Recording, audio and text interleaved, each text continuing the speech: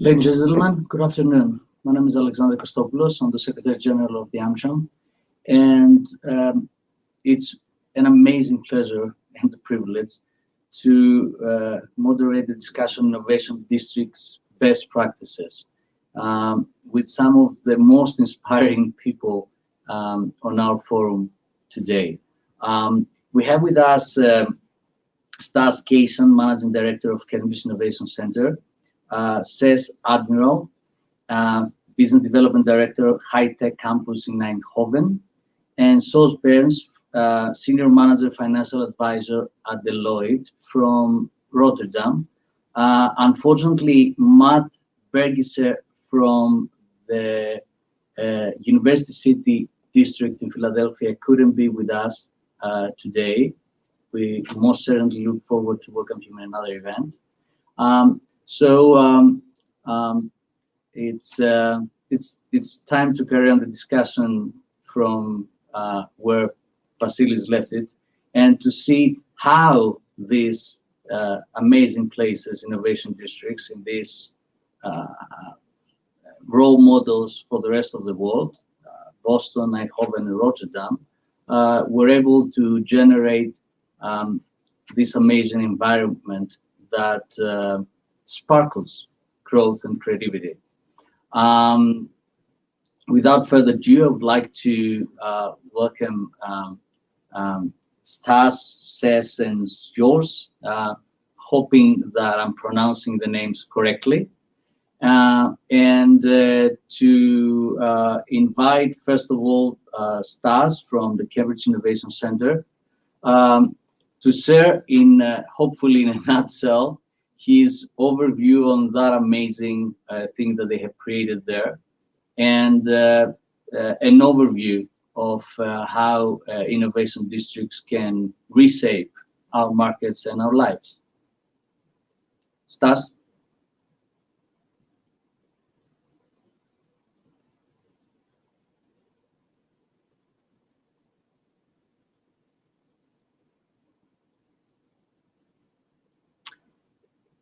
I think we will have a small change, and we will start with Sjors from Rotterdam.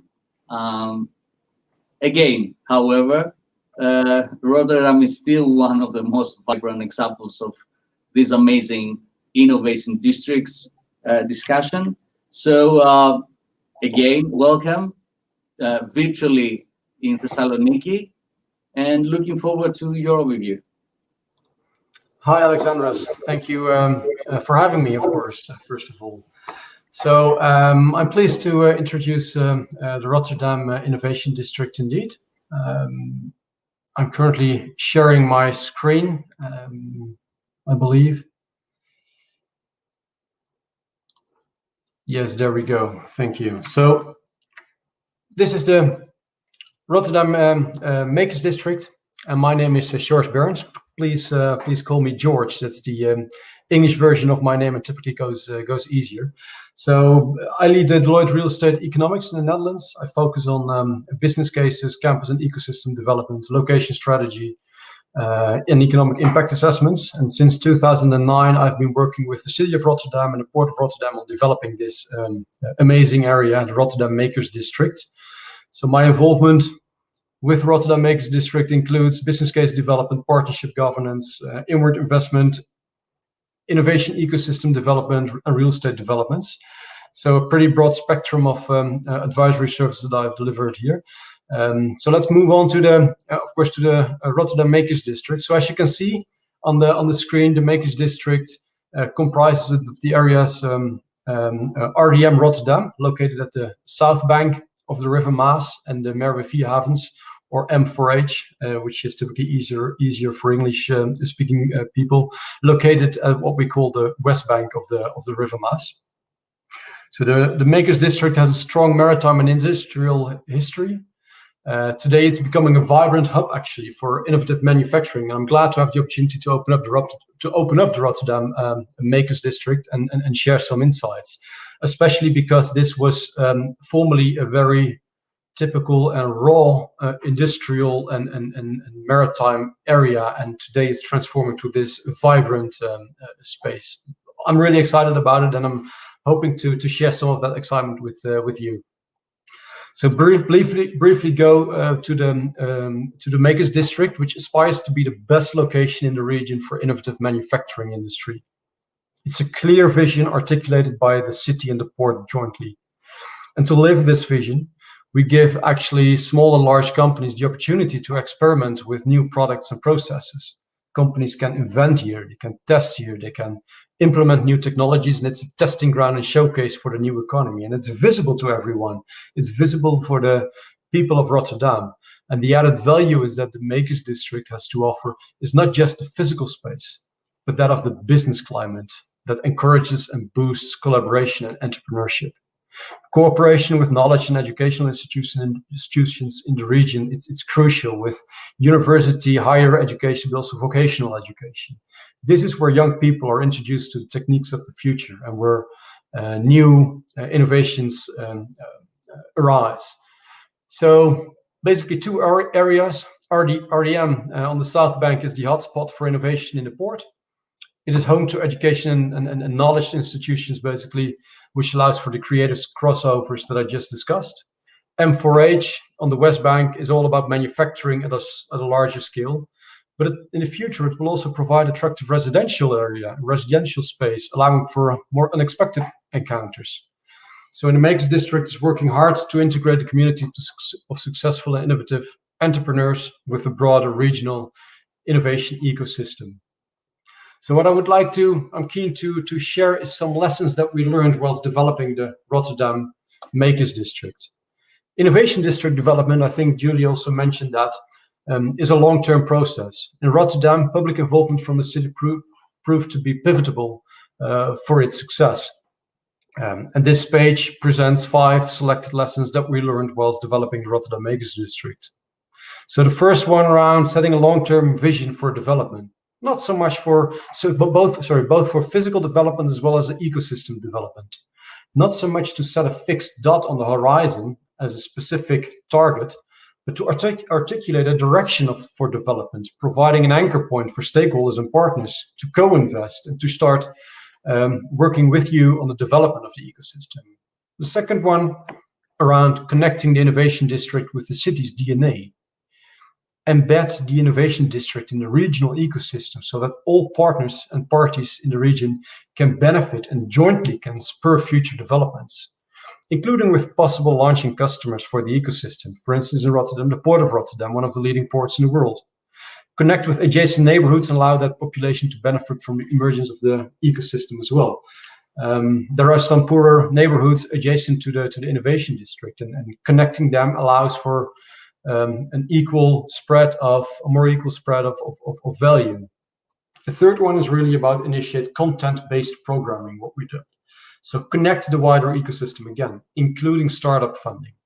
Rotterdam organized and facilitates a local maker district programming for companies, education institutions and the likes that are located specifically at the Makers District, but it also connected the Makers District with programming done by Rotterdam-based Cambridge Innovation Center, of which Stas Gayshan will probably explain a bit more, CIC. It's critical here is not to drive this from the city hall, from a public entity, but let the ecosystem partners drive and deliver this themselves. They know best what they require, what their focus is. The fourth one is around initiate and drive strategic real estate developments. This is really from a physical perspective. Identify the developments that have the potential to catalyze other developments and actively stimulate these developments to make sure that the area is growing with the ecosystem itself. And the fifth and last one is to organize public-private cooperation for delivering value in the development of the ecosystem. We believe that the city should take the lead in order to kickstart the project or the process, but it's critical to involve partners to allow for a smooth transitioning towards some more private involvement down the road, and actually let the ecosystem drive their own development. So these are 5 lessons that I wanted to share with you, Alexandros. And the Rotterdam Makers District is rapidly turning into a vibrant business area with housing, a wide range of facilities, culture and events as well. But it's work in progress, and it will be work in progress for the many years to come. I think that's something that characterizes many innovation districts around the world. Thank you for allowing me to introduce the Rotterdam Makers District, and look forward to hearing some of the other speakers and to continue the panel discussion. Back to the studio.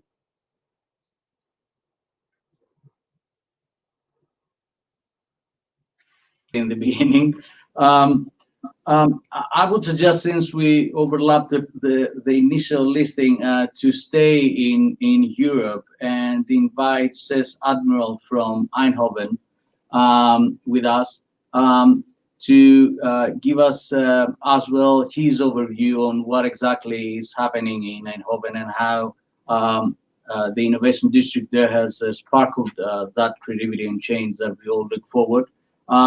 Cees, if I'm pronouncing the name correctly, I think you have turned off your mic. Yes, thank you. This is why I think we need the innovation districts to leave behind us the torturing of the virtual calls and sessions and get together once again physically. Yes, thank you for. Thank you, Mr. Costopoulos, for inviting and to give me the opportunity to explain something about HighTech Campus. My presentation is in your hands, so I would like to ask the director to change the slides. I want to explain something about the southern part of the Netherlands called Brabant, and we're nicely positioned in the western part of Europe, close to big cities like Rotterdam, the former speaker, but also close to Düsseldorf and Paris and London. And just to explain something about Brabant, there is a population of 2.5 million people, and it's in the southern part. Can we pass on to the next slide, please? And next, yes, please. And Brabant is particularly known for its R&D activities. So 50% of the research money that is spent in the Netherlands originate in the province of Brabant. And as a matter of fact, as a consequence of that, we have the highest economic growth in the Netherlands for already many years. Can you show the next slide? Probably you know that Philips originates from Eindhoven. ASML, a very famous manufacturer of semiconductor equipment, originates from Eindhoven. Also, many important tech companies like Philips Lighting, Signify, and NXP are located in this place. And what I want to explain you how we have organized our HighTech Campus. So the next slide, there you see the picture of what the HighTech Campus is. Actually, it is a square kilometer of very innovative companies located all together, very close to the city of Eindhoven. You can see on the photograph. And I want to explain what the past, present, and future of this area is. Can we move on to the next slide? So we were founded by Philips.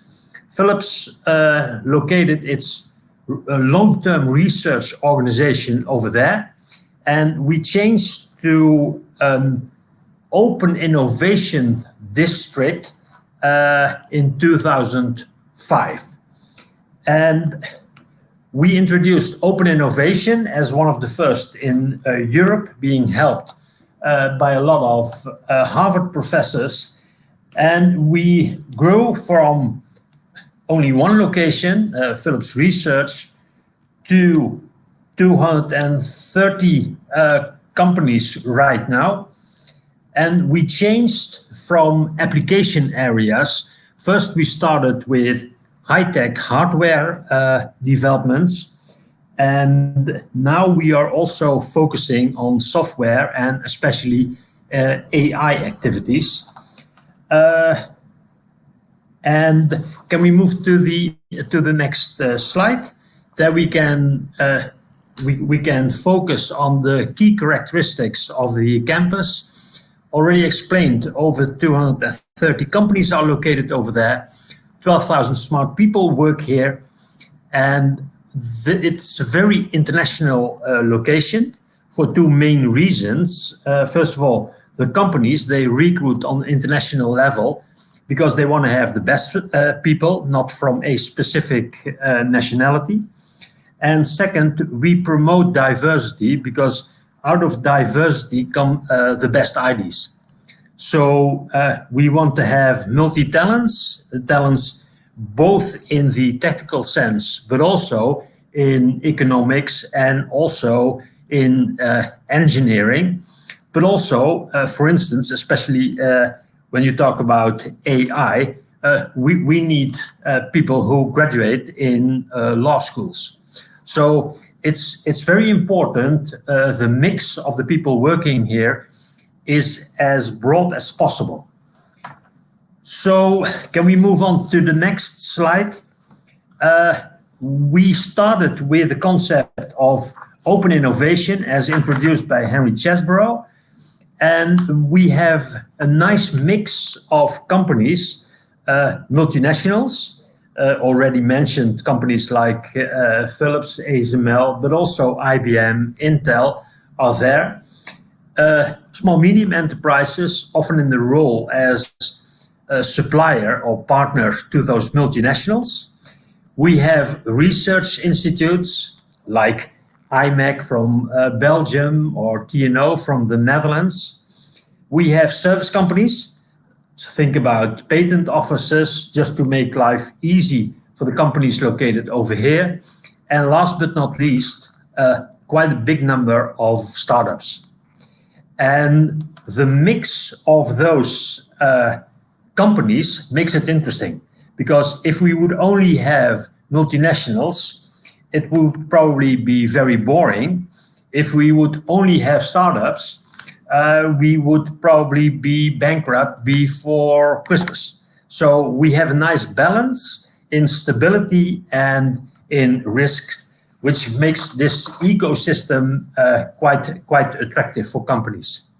Next slide, please. These are the focus areas where we deal with. So I will briefly explain them. We are active in the area health and vitality, meaning both the curing part as well as the preventive part of the health sector. We have smart environments and connectivity as application area, sustainable energy and storage, and also, and more from the last year, we have added software and platforms, and of course, very important as a future new technology, applied intelligence. So everything that has to do with artificial intelligence. We've also set up, in cooperation with some big companies, an AI innovation center to stimulate AI technologies overall the campus. And my last slide, I will show you that it is very stimulating to have at the heart of the campus a central building where all social activities take place. So in all the individual buildings, there are no restaurants allowed anymore. So the restaurants are all located in this building. You see it in the picture. It's centrally located, and people like the concept because there are no restaurants or catering facilities in the buildings anymore. It's all concentrated in the central building. So this stimulates people to meet other people during lunchtime or during drinking a cup of coffee in the Grand Café, or when you're in the conference center, you can easily meet new people. And this is a very nice concept to stimulate people to contact other persons, and that's the first step for cooperation, of course. So this is my first introduction about the campus. Maybe we can discuss the concept in more detail when we have the discussion afterwards. Thank you. Most certainly we will. Thank you so much. I'd like to move quickly, since we moved beyond the original listing, to Stas, Gayshan, Managing Director of Cambridge Innovation Center in Boston. Again, to give us an overview of what exactly is happening in Boston and how they have managed to create such an amazing environment there. If you're ready, Stas. Good afternoon. Welcome to Hellenic. Thank you. Thank you. Looking forward to being able to do these in person. We do too. So thank you very much. I think it's important. I wanted to have this conversation without slides, because I wanted to talk a little bit about the human element of what it means to build an innovation ecosystem. So I think it's really, really critical to think about innovation as a human-centered process, and especially from our place. So Cambridge Innovation Center is a shared office space for startup companies. We've been around now for 21 years, and we started in Cambridge, as our name speaks, but we are now also in Miami, in St. Louis, in Philadelphia, and in Providence, Rhode Island, in the United States. And outside the US, we are, as you heard, in Rotterdam, right by Central Station, in Tokyo, and in Warsaw, and we're looking forward to growing that footprint once the world comes back a little bit more to normal. And really what we want to do is ask a very foundational question. How can we build the physical infrastructure for innovation layered on top with the social infrastructure for innovation in a way that allows people to go from idea to early stage product in a successful way? And for us, this is a business that operates a physical space, but that physical space is not in itself the product, because anybody could build an office. It doesn't take something. Anybody could walk into our space, take a lot of photos, and build something that looks a lot like our space. And over the last 20 years, some people have. But the critical missing element is the human element. And it's easy to talk about, but hard to do. So I want to talk about why that impacts us. But I think first it's useful to think about a certain kind of framing about what actually is innovation, and what's the difference between the person with the really crazy idea and the person who's taken that crazy idea and turned it into something that is a company, and that innovation is then brought to the world. So I remember when I founded my first company, people would often come to me and they would say to me, how did you come up with this idea? And it's fascinating because it ultimately is the wrong question. And I think a lot of the construction of innovation ecosystems is about finding the right answers to the right questions. And it starts with asking the right question. So the right question for an innovator is not, how did you come up with the idea? Because frankly, while it's usually a great story, and oftentimes the story is embellished, sometimes involving garages, and all sorts of other things. The truth of the matter is, it's not that important how you come up with your idea. In the same sense that if you think about this from the perspective of somebody who's married, it's not that important where you met. It's a beautiful thing to talk about. And you say, I met my spouse in this place. But the fundamental element of marriage is, how do you work on the marriage? How do you make it work every day? And similarly, the fundamental thing about innovation is not where did you have the idea and how did you have the idea, but how have you taken that idea and made it an idea not only yours, but also an idea of other people, the people you brought into the company as investors, the people you brought into the company as colleagues, the people you brought into the company as partners, the people you brought in the company as suppliers, the people you brought into the company in the ultimate most important question is as customers.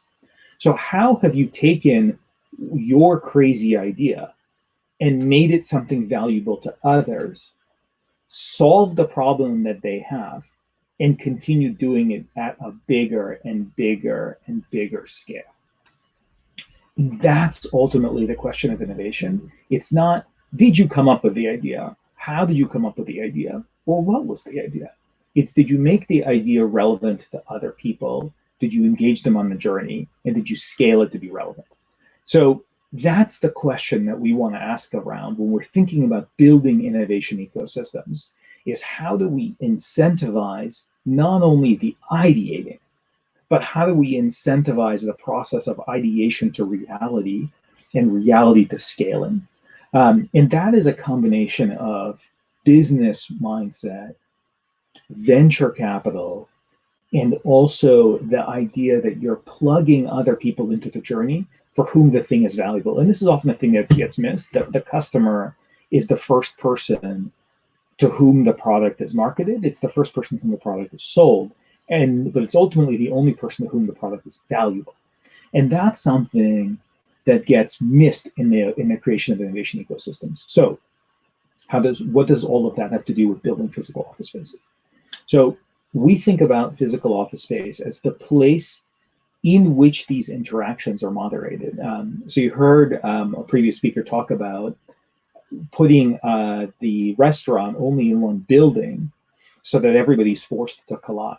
We do something similar by filling our kitchens and having incredibly nice kitchens with lots and lots and lots of open seating space and lots of food. And at least this is how we were thinking about it in the pre-COVID world and the world that we'll come back to after COVID.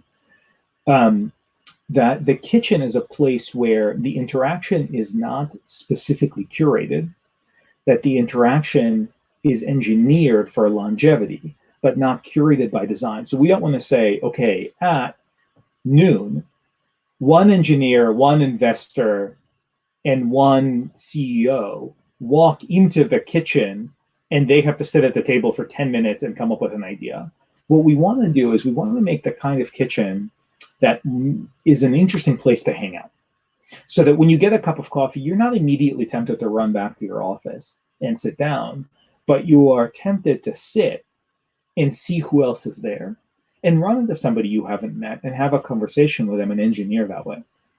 And it turns out that if you do engineer this, you can create some really remarkable things. So in Cambridge, our buildings there, which are all next to one another, represent more venture capital than all but 3 states in the United States. So I'm going to say that again because it's pretty critical. There's more venture capital in CIC's buildings in Cambridge than there is in all states in the United States except for California, New York, and Massachusetts. We're in Massachusetts. So there's more venture capital in CIC's buildings than in the entire state of Texas. There's more venture capital in CIC's buildings, to put this on an international context, than in the United Kingdom.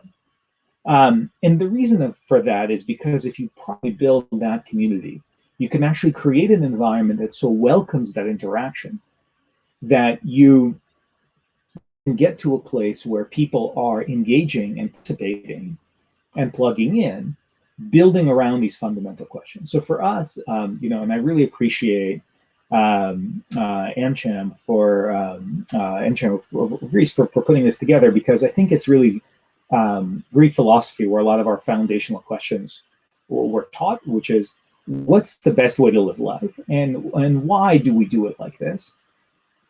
these are questions inherently critical to our path towards opening the door for innovation. So within the CIC community, there are more than 1,000 companies just in Cambridge, and many, many, many more in our other cities.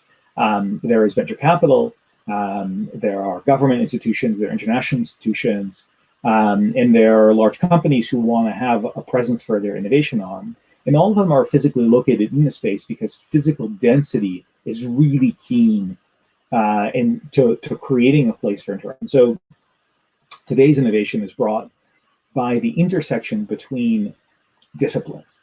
So what makes autonomous vehicles real? Electric power, better battery technology, and artificial intelligence, and vision. You're not going to get that unless you put all the people who are doing these interesting things in a place where they can interact. And physical buildings are the first place, neighborhoods are the second place, cities are the third place.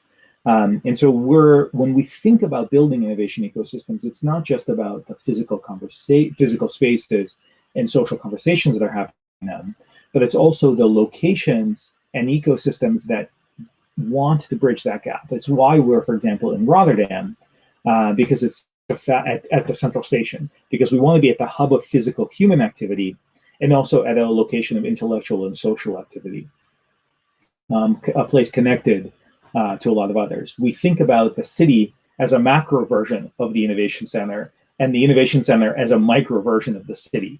It's a place where people who are unlike one another can interact and engage.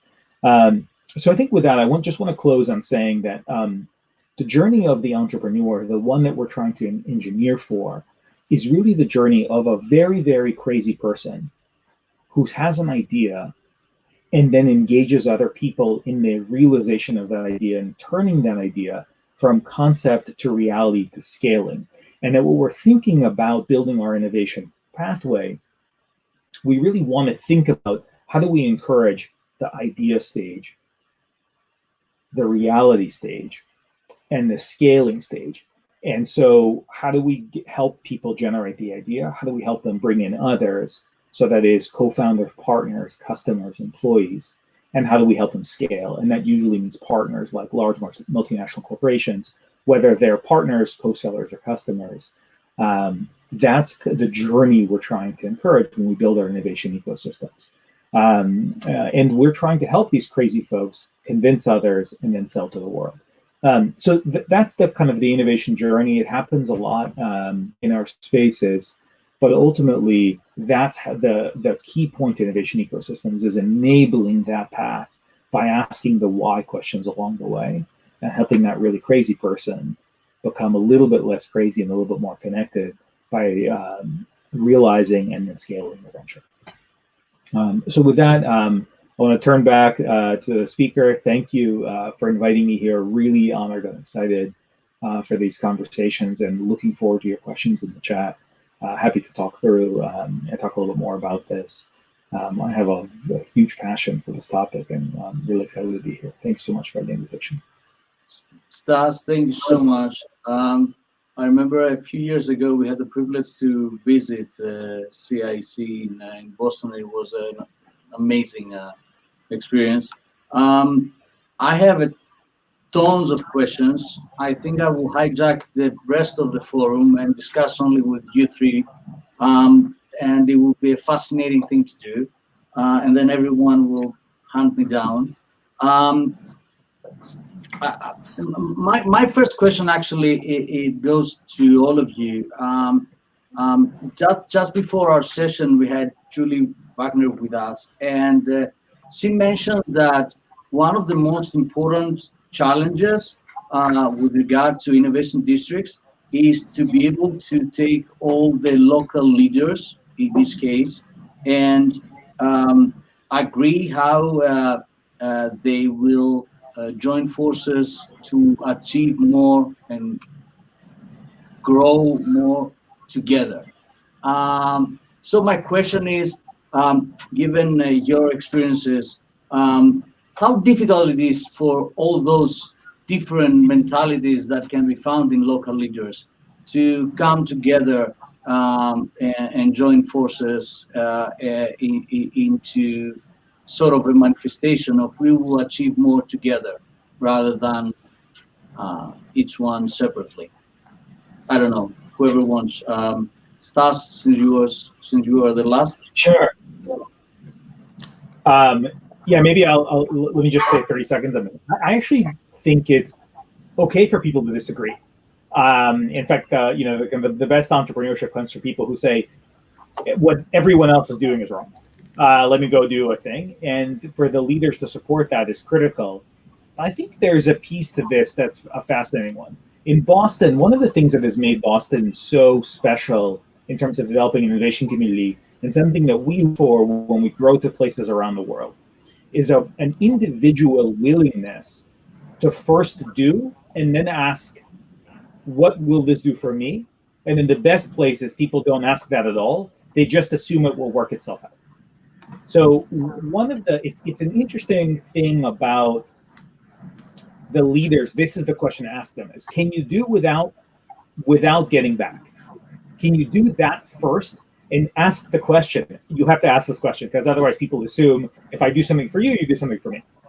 The best, most interesting connections that have ever happened in the innovation space have happened because somebody did not ask for anything back for the good that they were doing. Because they knew that if the ecosystem works properly, it will pay back many times their original investment, whether of time, money, or connections.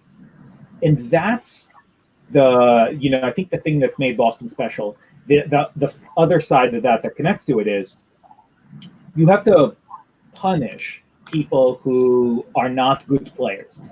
So if somebody cheats, if somebody doesn't tell the truth, if somebody is a bad actor in the ecosystem, the way to do that is to not include them in the conversations. So you don't have to do anything harder than that, but simply don't include them. And so you want to include the good and not include the bad. And then when you do that over a series of cycles, you'll filter for the best. And then that ecosystem ends up working. So you don't need to pre-agree. You just need to create benefits for good behavior, penalties for bad behavior, and then run the cycle. And then every few months, you'll see the good people will get more power and the bad people will get less, and the ecosystem will improve. And that's what works. Stas, your view? Was it that difficult in Eindhoven? Yes. I think in the Netherlands, people used to have long-term working relations with a specific company. And so there is a high level of loyalty to those global companies where people work. And if you work for a global company, you get a little bit isolated because you're promoted to be successful within your team. And I think the challenge is to stimulate people also to do activities outside their main responsibilities within a global company.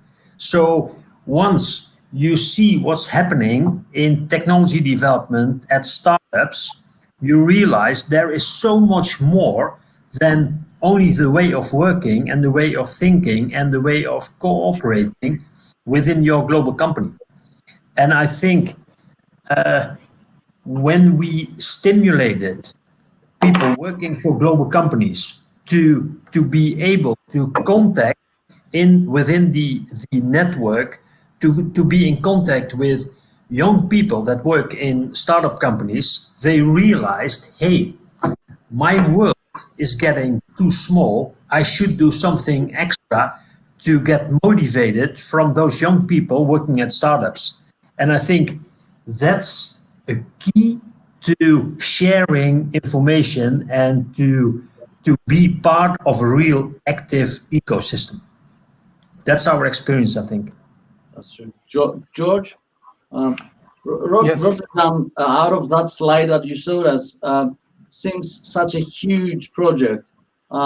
Again, was it difficult to bring all those stakeholders together? Definitely, it's a huge project or process, like you mentioned. Indeed, I think it spans a couple of 100 hectares of area. It's different than the concept, of course. Stas is running Cambridge Innovation Center. It's a district or basically an area focused on trying to initiate these interactions and to facilitate these interactions and to drive innovation based on these interactions and bringing together the stakeholders to work on this together has been a challenge in Rotterdam indeed. And I think that one of the critical success factors here, and maybe the learnings, is but maybe that's a Dutch habit as well, is to really cooperate, and it's called the Polder model, and to basically give and take and to create an appealing vision for the district, and Rotterdam adopted the Makers District, but to create an appealing vision for this Makers District, set the dot on the horizon, not as like I mentioned, a fixed point, but as a anchor point for partners to co-invest and to invite them and to co-invest and to work with you on further developing the region. And like Stas mentioned, join us or please do join us. And if you don't want to join us, fine with this. You don't have to agree, but we'll end up with the ones that want to work with us the most. Don't get in our way. How difficult is to attract your new sort of players? Cees, you mentioned about a number of multinational companies that have embarked on the journey of Eindhoven. I'm sure this is the case with Rotterdam and the Boston as well. So moving from the initial group of principals, is it solely a situation where people are just knocking on your door because they see the potential, or there is an approach on how to attract potential new players? No, we have to work quite hard to be successful. So sometimes we're helped because people knock on our doors. You're right, but in general, I think because of the mix of companies we have several successful cases that attracts again both multinational companies as well as startups. And we closely work together with the University of Eindhoven, so including the network of the global companies, we have quite an impressive network on a worldwide level. So we can easily be in contact with interesting companies that are active in our application areas. And that's the main source of leads and prospects for us. And of course, we always are very eager to be in contact with startups that fit in the ecosystem, meaning we can add value for those startup companies, and we can demonstrate they can be more successful here than in any other place in the world. That's typically also what is happening in Cambridge Innovation Center. Of course, you try to make a location where companies can be more successful than any other area within let's say a couple of 100 miles, and then you can be very attractive for companies. Thank you, Stas. On attracting new players, principals that can add value to the ecosystem, what is your secret? There's not much of a secret. I think if you think about it from a perspective of the area, it's very useful if you have a very good research university, like across the street from you. For example, let's just hypothetically call one MIT. If you were to pick any three letters, for us, and Cambridge, that's been very helpful.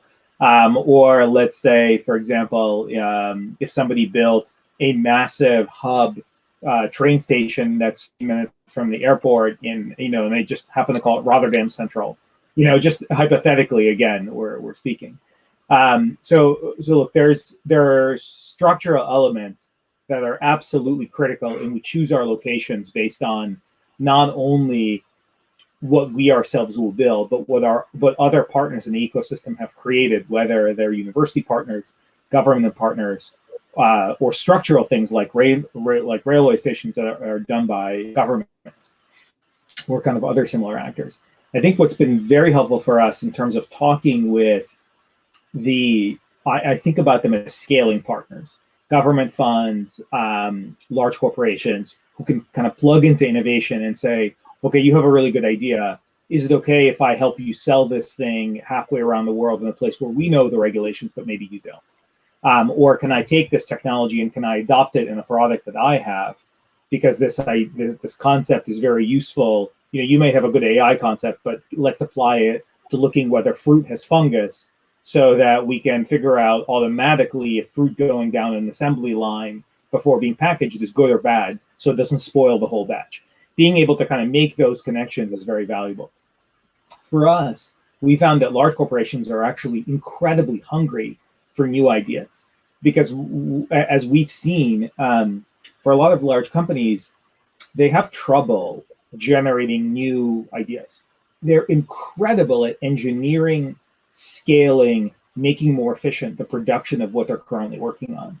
So doing something that they're currently doing 5% better is incredibly easy for them, and it's what they work on every day. But coming up with something that is completely different is very difficult because every process in a large company is, how do we do the thing we're doing better, faster, cheaper, in more places? That doesn't say, what if we were doing something else completely? And so we found that multinationals and kind of their large-scale scaling partners are super interested, but they have to see what's innovation, and they have to see where the innovation is real. So part of our job is to also showcase what's happening. And again, I think this is where there's a lesson for Thessaloniki. How do we show the world what's happening here? And that's the lesson for every innovation ecosystem, because until you know, you don't know. And then when you have that, what Stas was talking about a bit is part of it is a consultative conversation. So even when somebody knocks on your door and they say, we want to be here, you ask them why and how could we make your state valuable? And that's whether you're the innovation center or the city or the district. Because if their state is valuable, they'll tell everybody. And if it isn't valuable, they'll also tell everybody. And so you want to make sure that you're being helpful, not in looking at the long term is, can I give value to my partners so that they say, this is the place. I remember when Amazon was looking where they're going to locate in the US, their second headquarters, and they were looking at a number of cities and they ran this national contest. Boston lost the contest, but we all think that actually won because Amazon said, they were going to put 50,000 jobs in exchange for this huge amount of money, incentives and tax grants. And Boston said, look, we can't really do that for you, but we do have these universities and all of this other stuff. And Amazon said, okay, well, we might not put 50,000 workers. What if we put 10,000 engineers and you don't have to pay us anything, right? And you would always rather have 10,000 engineers that you didn't have to pay for than 25,000 or 50,000, business people that you might have had to pay for. So, those are the kind of things that if you provide the right environment, people can't resist. They'll come to you anyway. And then you value to what they're doing. And then they add value to by their stay. Thank you so much. You are describing a totally different ball game. And I agree with you that Thessaloniki is actually pretty close to getting to that mentality. Back in 2018, when we started with USAT, all those companies were so reluctant to see the opportunities, and now more and more they're coming to this amazing city. George, how, given the similarities between Rotterdam and Thessaloniki, of course, the difference in scale as well. What would be the biggest challenge that you see for a regional, smaller city like Thessaloniki to cultivate an innovation district in an internationally competitive manner? Mm-hmm. Yeah, thank you. That's an interesting question indeed, and I think that building on Stas's comments just a few minutes ago, I think that the greatest challenge here, especially for a smaller regional player, which is Rotterdam too, which we had the same challenge with, but is to really showcase your examples and showcase the success stories and tell the world to what can be done in Thessaloniki and what has been done in Thessaloniki. And, you only know till you know, like mentioned before. So I think that's the biggest challenge here for Thessaloniki is to showcase and to let the world know that what cool stuff is happening here. That's really the trick. And from a attracting companies perspective, indeed, it's on the one side selling the ecosystem should sell itself. So the launching customers and the startups should. If they are the ambassadors of the region, then they will tell the story of the Thessaloniki ecosystem vividly. Launching customers are very nice to have, of course, because they'll attract other companies and especially startups. But these smaller companies are especially very interesting and relevant for the launching customers, for the larger companies as well. On the other hand, attracting companies, especially on the edge of your current ecosystem, will drive future growth, and that will also introduce new innovations and the not expected or the unexpected new entrants to the ecosystem will bring a new vibe to the ecosystem, could introduce new ideas and spur innovation. I think that's something that Thessaloniki could learn from and identify these edges of the current ecosystem to further invest in that.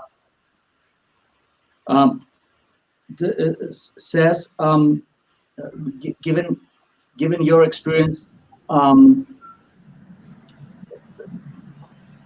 is the collaboration with the broader region around Eindhoven something that was an easy task in the sense that Thessaloniki stands in a unique location that can attract opportunities, talent, and ideas from a broader area around them, not solely from Greece, but also from other neighboring countries as well. Would you see such a potential for Thessaloniki? Was this something that you had as an experience in Eindhoven? Yeah, I think we are in the lucky position that we have some of the world famous global companies, which I mentioned, Philips and ASML, located over here. So there is a question to international well-educated people to work here. From the other hand, I think if you look to software platforms and AI, they are disciplines that you should do in an international level. So our AI Innovation Center works closely with people in Paris and in London as well. So we work over there with Amazon, we work with Accenture, and they're not located within the AI Innovation Center, but they do that online. So I would suggest to you to start working on an international basis, especially when you're in the position to work with AI. If you work on high-tech hardware, of course, you need proximity and you need shared use of infrastructure. But if it comes to activities like AI, for sure, I think it's really stimulating for both your own region as well as for the engineers that work over there to make contact on international level. Yes. Thank you so much. Stas, a final question actually for all three of you, because we're running out of time. Unfortunately, they didn't let me hijack the rest of the forum. My question has to do with creating a broader growth for the community, not only for those inspired, super creative, talented, highly empowered people that will directly be part of the innovation district or the innovation center, but the broader local community. Do you see in Eindhoven, in Rotterdam, in Boston, or in the other places of CIC that positive impact in the local communities, especially in a period full of immense challenges? Stas? Sure. Sure. So I could speak about this for like 3 hours. So you've made the mistake giving me the microphone first. But I'll do my best to limit myself to 30 seconds. Look, CIC actually, as part of our response to COVID, we stood up an initiative called CIC Health, which I'm actually the general counsel of. And we've delivered 1 million vaccines, a little bit more than that now. And we've done 2 million COVID tests in the Boston area. So, when you have an entrepreneurial spirit, you're always going to engage as a local problem solver first. And the list of things that we've worked with and coordinated is really long and would take a lot longer to answer than I have here. But I think if you think about, okay, how do I make innovation local? How do I make it locally beneficial? We're always asking ourselves this question. And one of the critical answers has to do with how do you keep innovation to stay, as opposed to your company is formed in your area and then goes and grows somewhere else. And of course, I don't need to say this, but out loud, but it's well known that there are a lot of very promising Greek startups in New York and London, and so how do you keep them in Thessaloniki? And I think the answer, by the way, is that COVID has taught us that we can work from anywhere. And so that means that you can actually keep your company wherever you want it to, as long as there's a reason. And so for me, that says that when you have to make your ecosystem two things: easy to get into and hard to leave. So I have to be able to come and get my company to get going very easily, but it should be so amazing to stay here that I don't want to go. If you try to keep me, entrepreneurs will find their way out of any kind of handcuffs you put them into. But the one handcuffs they don't want to leave are good people and a good place to live. So if you're making a place if you make a place that's easy to get into and hard to leave, people will come and they'll stay. And then the other piece of that is invest in people who are local and help your local companies find local talent. Because one of the things that I've seen in kind of my travels around the world is that it looks to me that if a company reaches about 10 employees locally based, it will not leave. And this is an interesting lesson born, you can look at a neighboring Mediterranean country, Israel. So, a lot of Israeli startups are built to scale globally. And when they scale globally, they leave huge operations in Israel. And the reason they do that is because they tend to get to a size where, maybe some piece of the business, maybe the sales, or maybe some other piece moves to Europe or the US or Australia, or some other part of the world, but the local innovation ecosystem grows. And so the trick to that is helping the startups get to 10. Because if they're 2 or 3, it's very easy to tell 2 people, hey, come to London, we have everything set up for you. But if the place is easy to come into, hard to leave, and you've got 10 people there, they're staying, they're growing, they're building your local ecosystem. And thank you so much again. Thank you so much, and thank you for avoiding the 3 hours answer. Cees, your view on how we are, whether you saw in Eindhoven a broader social impact? Yeah, I think it's a very nice question. Actually, we have, during this week, we have Dutch Technology Week. So we get in a lot of young people from all kind of educations, and we explain what is happening over here. And then you see an amazing process going on, because those young people they compare what they are doing, so playing football, with the technology that is shown here. They compare what they are doing for their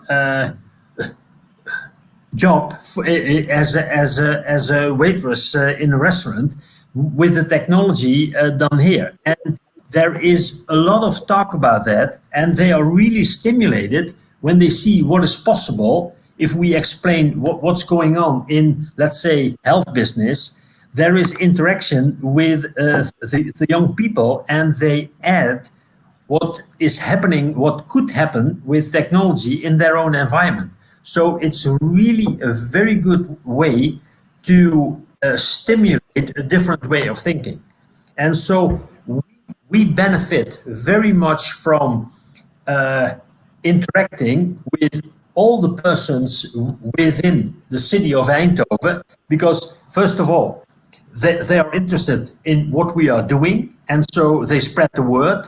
But second, they also themselves, they create a different way of thinking about their own activities. So it's a really nice process to involve all kind of persons from the broader area with technology, because they like it. Thank you so much. Sometimes to explain. Thank you so much. George, your 30-second question, because they have started to throw things on me. Thank you. I'll keep it short indeed, and I'll take a more a public side perspective on this, because companies are doing a great job on this, but I think it could even thrive if public policies in place that creates a backbone of services with local involvement. And in this sense, to Rotterdam, for instance, is actively stimulating involvement of local entrepreneurs in the Makers District, from high-tech startups to selecting local catering and transport services. I think the city or the public entity governing the governing entity could play a pivotal role in here and could actually facilitate this spread of wealth over the region, and to make sure that there's a social perspective on this as well. Thank you so much. I have to, since I have you all on camera, I have to make you promise me that next time we will meet in Thessaloniki in person to monitor and value our progress, how we will have built this amazing new innovation district Thessaloniki. Thank you so much, Stas, Cees, and George, for giving us the opportunity to learn so much about Boston and Eindhoven and Rotterdam. I'm so sorry that Matt could have been here with us to speak with us about Philadelphia as well. Thank you all so much for participating in that session, and I apologize to the next session for getting a little bit late in starting off. Again, thank you so much. Have a nice afternoon. Thank you.